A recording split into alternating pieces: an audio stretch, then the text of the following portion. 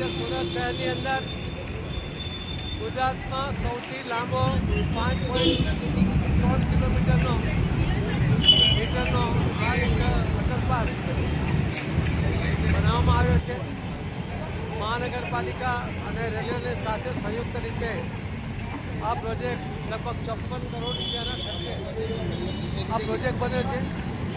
લોકોને લગભગ 2 થી 3 કિલોમીટર ફરીને આવવું પડતું હતું અથવા જવું પડતું હતું. એને હવે ફક્ત 500 મીટરમાં જ એ સરળતાથી પોતાની જગ્યા પર પહોંચી શકશે. આટલો લાંબો જેની ઉપરથી 7 રેલવેની લાઇન પસાર થાય છે એવો આ સૌથી લાંબો અંડરપાસ છે. અને એમાં ઓક્સિજનની માત્રા નીચે ઘટી ન જાય એટલા માટે વિશેષ વ્યવસ્થા પણ આ અંડરપાસમાં કરવામાં આવી છે.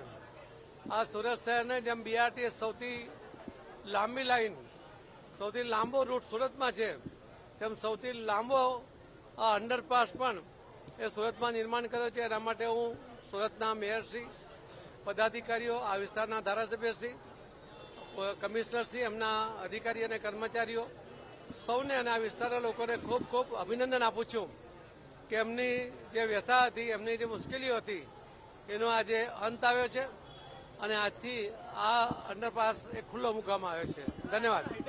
આખા ગુજરાતમાં સૌથી લાંબો અને સૌથી હાઈટેક કે જ્યાં ઓક્સિજનની પણ વ્યવસ્થા વચ્ચે કરવામાં આવી છે એ પ્રકારનો આ અંડરપાસ બન્યો છે. સુરતના શહેરીજનોના એમના છોગામાં એક વધારાનું પીછું ઉમેરાયું છે.